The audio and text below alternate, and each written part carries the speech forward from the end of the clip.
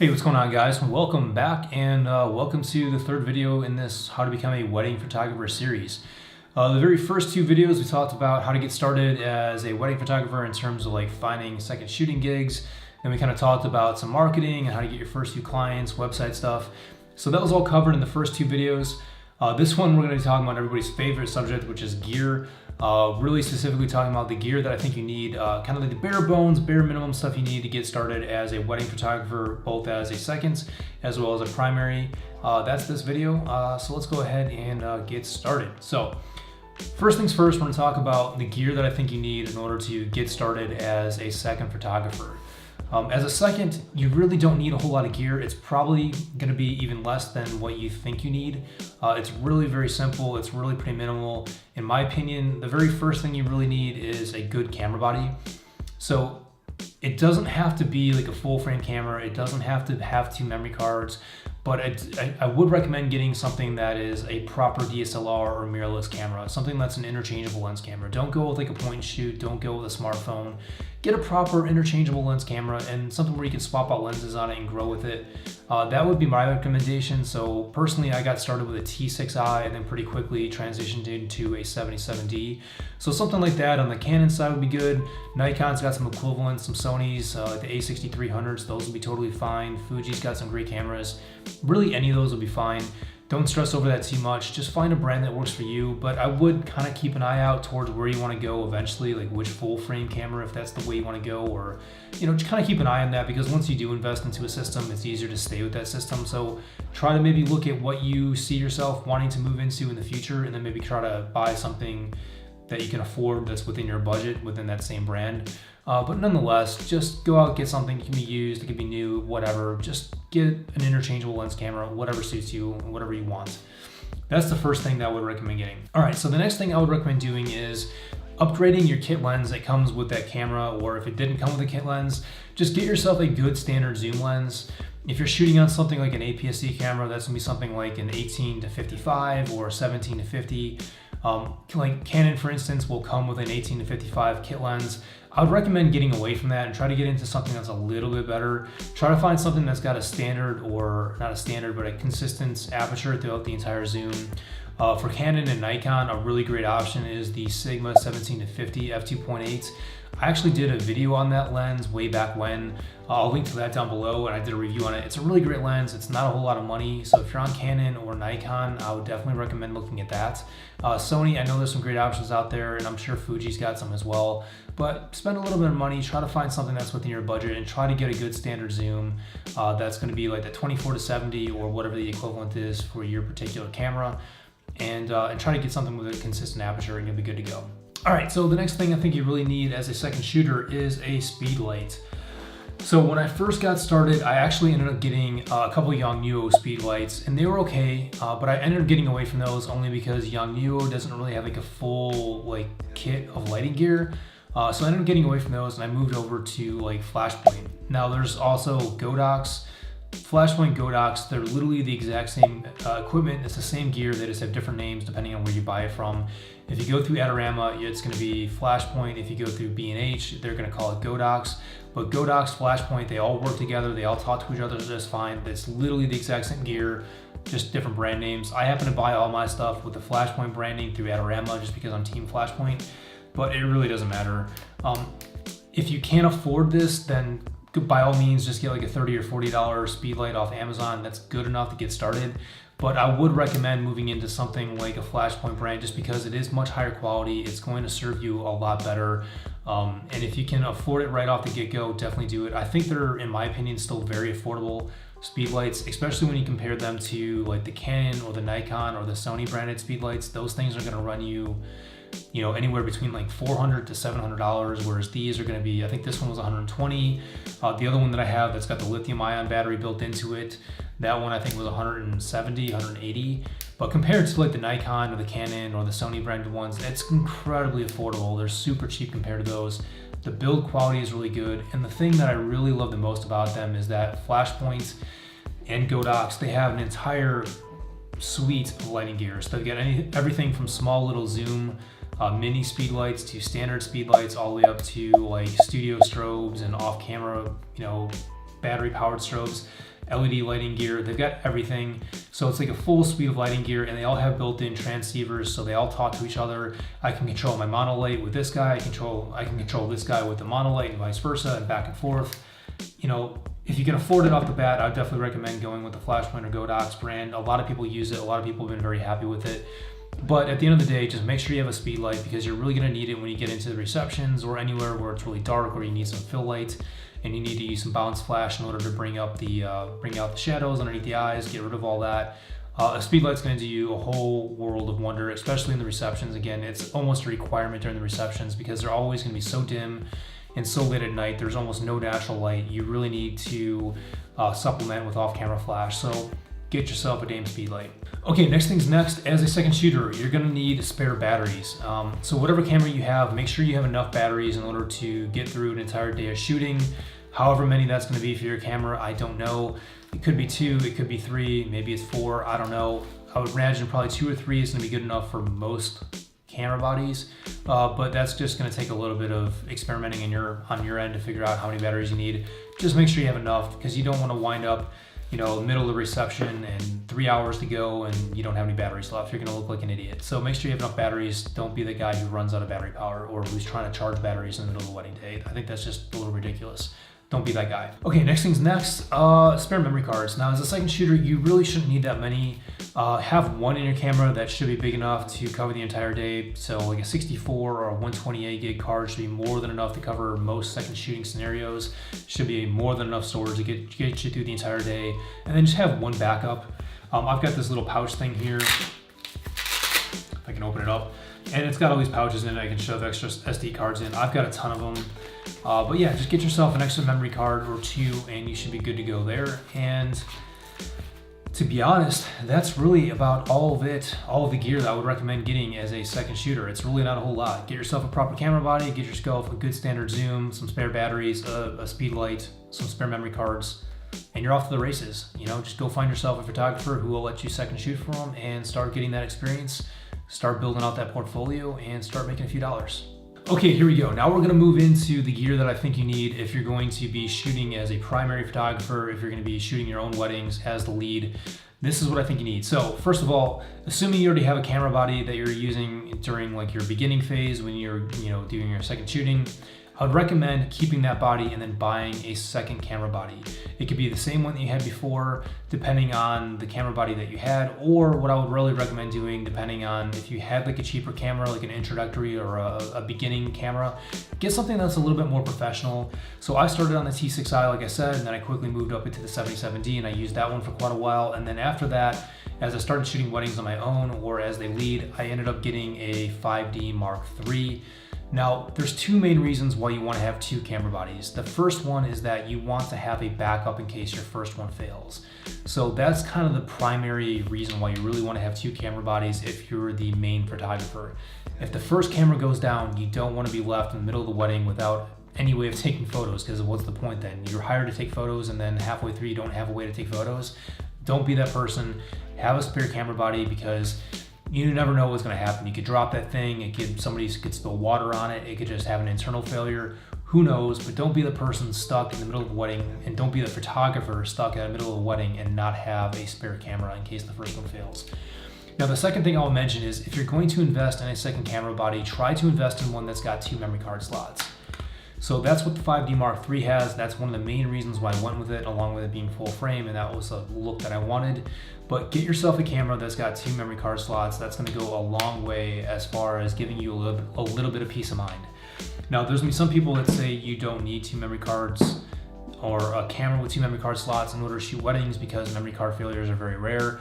Yeah, they are very rare, but me personally, like, it would be my worst nightmare to have to go to a wedding client and tell them that, you know, I lost all or part of their images because I had a memory card failure and I didn't have redundant backup. Like, to me, that would just make me feel unprofessional and make me feel ridiculous, and I would just feel horrible for that couple to have to go to them and tell them I just lost a huge swath of their images, or possibly even all of them in a worst case scenario. So in my opinion, if I were you, my recommendation When you upgrade and get a second camera body, try to get one that's got 2 memory card slots if your first one doesn't already.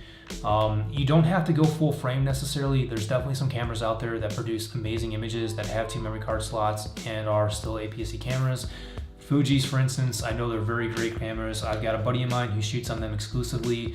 He second shoots for me pretty often, so I see those files very regularly, and they look great. They're great files. It's an APS-C camera. It's got 2 memory card slots. The files look great, even during the reception, low light. There's definitely APS-C cameras out there that you can stick with. It doesn't have to be full frame, like I said. It's just the route that I went. I like the look of it. I like the better ISO performance, but nonetheless, the main thing is just have 2 camera bodies, and I would recommend getting one with 2 memory card slots. Okay, so along with that, if you're going to invest in a second camera body, what I would definitely make sure that you do is have a standard zoom lens that goes along with that. So if you're if you have an APS-C camera and you're buying a second one, you should already be good to go. You shouldn't have to get a second lens. If you're going from an APS-C camera to a full frame camera, you're gonna wanna make sure you've got a standard zoom lens that's going to work on your full frame camera. So that's gonna be something like a 24-70 f2.8 or like a 16-35. I'd probably stick to a 24-70 if you're just getting started. That would be a good standard zoom, and use that for your full frame. Now the numbers specifically might change if you're going from Canon to Nikon to Sony, but generally speaking, 24-70 or 24-70 equivalent. Make sure you have that for your primary camera body if you don't already.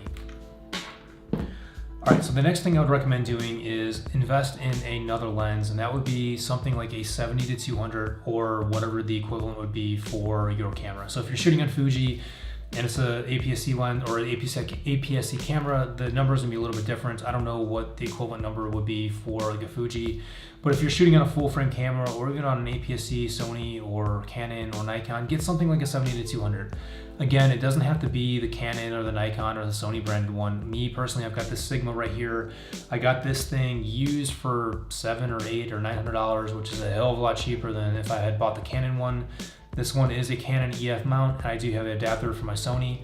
I don't use this lens very often anymore, but if you're just getting started, having like a standard zoom, like a 24-70 combined with the 70-200 is going to cover a huge range of focal distances. And really with just those 2 lenses, you should be covered for most of the circumstances that you really need. Now, over time, yeah, you're gonna wanna fill out your camera bag, fill out your kit with other lenses, some wider, some even longer, some whatever, some fast primes. But just to get started, having a 24-70 and a 70-200 is gonna get you really far. So those would be the 2 lenses that I definitely recommend that you have when you're getting started as a lead photographer. Okay, the next piece of kit that I really recommend that you get as a primary photographer is going to be a second speed light. So much like with the second camera body, you want a second speed light in case the first one fails, because again, you don't want to be that guy who's in the middle of the reception and your speed light breaks because you dropped it or somebody spilled water on it or who the hell knows, maybe you whack it into a wall.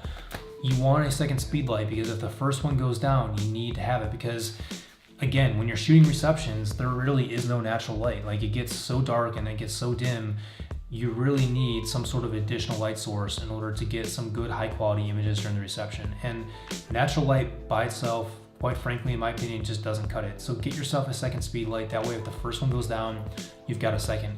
The other reason why you want a second speed light is that just from a creativity standpoint, it gives you more options as far as what you can do. You can set them up on off-camera light stands, you can put them around the dance floor, you can start playing with shaping light and getting different looks during the reception. So just from a creativity standpoint, I would recommend getting 2, because it's gonna make your job as a photographer, it's gonna make it more fun for you. It's gonna give you more opportunities or more ways to kind of play with the light and play with creating a certain look and a certain feel for that wedding or that venue. So yeah, a couple of really great reasons why you should have a second speed light. Definitely highly recommend going out and getting one. And again, if I were you, I would go with something like a Flashpoint or Godox, and then when you get your second one, stick with the same brand, because then that way they talk to each other. Okay, again, we're back to batteries. Now, if you're gonna get a second camera body, you're gonna wanna make sure you've got batteries for that camera body as well. Now, if it's the same camera body, then great, get a couple extra, the same battery, you're good to go. If it's going to be a different camera body that requires a different type of battery, like say you're going from a 77D to a 5D Mark III, those are 2 separate batteries. So make sure you've got enough batteries for both camera systems that are gonna last you an entire day of shooting. Again, don't be the guy who runs out of battery power because you're gonna look and feel like an idiot. Okay, moving on. Again, back to memory cards. Make sure you've got enough memory cards for both cameras, and make sure you've got enough memory cards in case one gets filled up and you need to swap them out or whatever. But again, make sure you've got spare memory cards. Don't wind up without enough, or don't wind up with less than what you need. You guys get the picture. I can't speak. It's getting late. But memory cards, make sure you have them. Okay guys, here we go. This is going to be kind of the last piece of gear I would really recommend getting as a primary photographer, and that's going to be one of these 5-in-1 like reflector diffuser things. I got this one like, I don't know, a bunch of years ago. I got it on Amazon for really cheap. It was like 30 or 40 bucks. I think it's a newer branded one. I don't use the reflectors in this very often. I primarily use it for the diffuser, but I really recommend getting one because they're not very expensive. They're like 40 bucks. And the thing you're gonna run into a lot as a wedding photographer is the fact that you often don't have control over the day, and you don't have control over when certain events are going to take place throughout the day, or the schedule is just going to shift and change on you. And you may very well find yourself doing couples portraits at like 1 in the afternoon in a harsh midday sun, and maybe the only shade around is underneath a tree and it's all dappled light. If you've got a good diffuser, you can have your second shooter come over, you can have somebody else come over and be an assistant and hold that diffuser up and really even out that light over your couple and get them some much better, much more higher quality images. So a diffuser is going to do a long way, or is going to go a long way as far as improving your images in those tricky lighting situations. And so I definitely recommend picking one up because again, they're super cheap and they're very versatile, and they're going to go a long way as far as improving the quality of your images. So make sure you get a diffuser. I definitely highly recommend getting one. Just do it. Okay, and then the last piece of gear, I think I said the diffuser was the last piece of gear, but I'm going to go one step further and say get one more piece of gear, and that's going to be get some sort of wide fast prime. So this is like a 35 1.4 from Sony. Now you don't have to get like the branded version. You don't have to get the Sony, you don't have to get the Nikon or the Canon. You know, Rokinon makes some, like Tamron makes some, Sigma makes some. But try to get yourself a wide fast zoom, something like a 35 1.4 or a 24 1.4. That way you'll have something that you can use during those dark receptions, because again, it's going to get really dark. You're going to be relying very heavily on flash, and you're also going to be relying on your camera's going to be trying to gain focus very quickly on moving subjects. So by having a fast aperture lens that can let in more light, your camera's going to be able to focus a little bit faster, and you're going to be able to, raise your shutter speed, your camera's gonna be able to focus faster, and you're just gonna get much better images during the reception. So if you can find it in your budget, get a fast wide prime, something like a 35 1.4, or hell, even just get like a 50mm 1.8. That would be a great lens. I've used it during receptions a ton of times, and that can be a fun lens to use as well. But just get some sort of fairly wide fast prime, and that's gonna go a long way for your weddings. And with that said, I think that's really pretty much all of the gear I really want to recommend for this video. And again, this is not meant to be an all-encompassing video. This is not all of the gear that I bring with me to a wedding. This is not all of the gear that I recommend you bring with you forever and ever to all of your weddings. This is like a good jumping off point as you begin to start your career as a wedding photographer. As you begin to start doing your lead weddings, this is the type of gear that I would recommend having as a minimum to get started. And then the more you shoot, the more weddings you run into, the more you kind of get a feel for the way weddings work and the gear that you need and where shortcomings are coming into play within terms of the kit that you have. You can start taking that money from your weddings, reinvesting it back in your business, and getting that gear that you need to fill those little gaps and fill those little things that make your day a little bit more efficient or a little bit more fun or bring a little bit more quality to your images. You can kind of round that out over time, but again, this is the gear that I recommend getting as a jumping off point for those first few weddings, and then you can build from here. This is like your nucleus, your nucleus of gear. I don't know, whatever. You guys get the point. That's what I recommend. And that's it, guys. That's really all I want to talk about in this video. I want to talk about gear, and we talked about gear, and that's gonna be it for this one. Maybe in the future I'll do a video talking about all of the gear I bring to weddings, and maybe go and like really lay it all out and show you guys everything that I personally bring and talk about why I bring it. If you guys want to see that, leave a comment down below. Maybe I'll make that video in the future. But other than that, guys, that's it.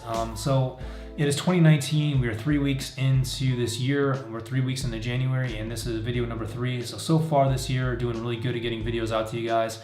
I'm really hoping to be able to stick to this and really stick to this 1 video a week schedule.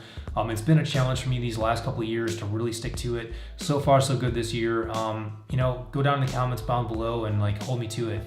Yeah, I don't know, guys. I'm really hoping to bring you guys more content. I really am. If you have suggestions for videos you guys want to see, leave those comments down below. If you have any questions about anything in this video, leave those comments down below. And if you're a wedding photographer, maybe there's a piece of gear that you think is absolutely essential that new photographers have, leave those comments down below. Let's help each other out. And other than that, guys, that's gonna be it for this video. So if you liked it, go ahead and hit that thumbs up button. If you want to see more from me, go ahead and subscribe. And then other than that, guys, take care, keep shooting, and I'll catch you in the next one. Peace.